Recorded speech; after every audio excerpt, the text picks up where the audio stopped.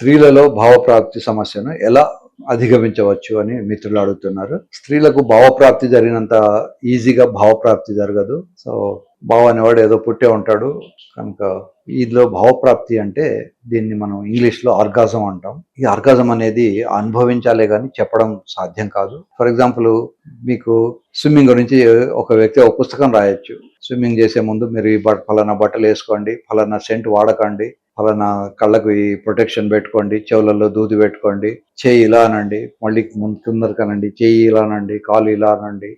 ఎంత థియరీ చెప్పినా మీరు నీళ్లలో పడితే కానీ మీకు ఆ నీళ్ళ స్విమ్మింగ్ అనే విషయం తెలియదు. అలాగే స్నీజింగ్ గురించి చెప్పినప్పుడు శరీరంలో ఒక రకమైనటువంటి మార్పు వస్తుంది, ముక్కులో గాలి పెరుగుతుంది, అది ముక్కులోంచి బయటకు వస్తుంది, హాచ్ అని శబ్దం వస్తుంది. ఎన్ని చెప్పినా మీరు నిజంగా ఒకరోజు తుమ్మితేనే అసలు తుమ్మనే విషయం మీకు అర్థమవుతుంది. అలాగే ఈ ఆర్గాజం కూడా అనుభవించితే గానీ తెలియదు. అయినా కూడా మనం ప్రయత్నం చేద్దాం. యూజువల్ గా భావప్రాప్తి కలగాలనుకుంటే దీనికి ఒక చిన్న ఎగ్జాంపుల్ చెప్తాను. మనం భోజనం చేస్తున్నప్పుడు ఎవరైనా మన పక్కనే కూర్చొని మనకు ఫోర్స్ చేస్తూ వడ్డించారనుకోండి, కొంచెం ఎక్కువ తింటాం. ఒక స్టేజ్ వస్తుంది, వాళ్ళు మనకు మొహమాట పెట్టినా మనం తినలేని పరిస్థితి వస్తుంది, ఇక చాలు అని అనిపిస్తుంది. దాన్ని భావప్రాప్తి అంటారు. సో భోజనంలో అది భావప్రాప్తి, శృంగారంలో ఇక నాకు చాలు అని అనిపించడం. అమ్మాయికి ఒకసారి నాకు చాలు అని అనిపించినప్పుడు కాళ్ళు చేతులు రిలాక్స్డ్గా ఉంటాయి, రెస్పిరేషను అంతకుముందు స్పీడ్గా ఉన్నది కాస్త మామూలుగా సెట్ అవుతుంది. ఇప్పుడు అబ్బాయికి అంగం గట్టిపడితే హీఈస్ రెడీ ఫర్ సెక్స్. మరి అమ్మాయి రెడీగా ఉందా లేదా ఎలా తెలియాలి అంటే కొన్ని ఫీచర్స్ నేను చెప్తాను. అందులో కొన్ని ఫీచర్స్ అయినా ఉండాలి.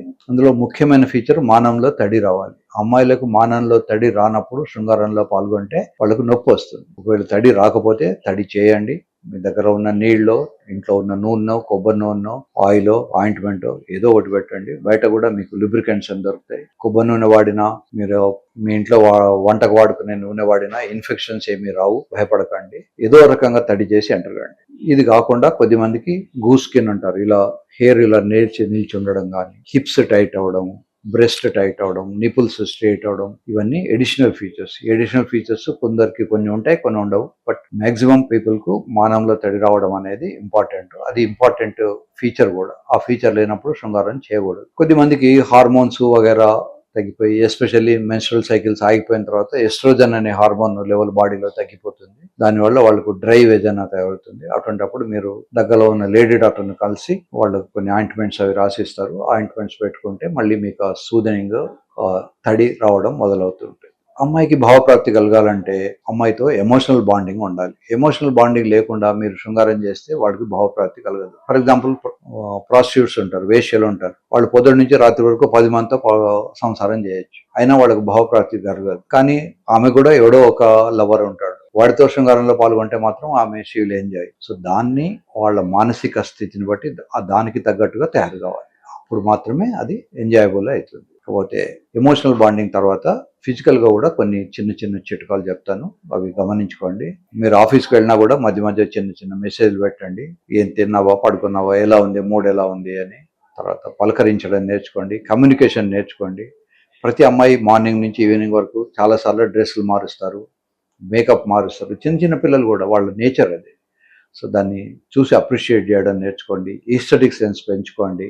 అమ్మాయి కష్టపడి అరగంట సేపు మేకప్ చేసుకున్న తర్వాత ఎవడు చూసి బాగున్నావని అనకపోతే అమ్మాయి నొచ్చుకుంటుంది. కనుక ఆ అవకాశాన్ని వదులుకోకండి.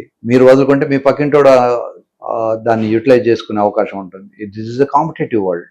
కనుక మీరు మీ భార్యను ఫ్రీక్వెంట్గా పలకరిస్తూ ఉండండి.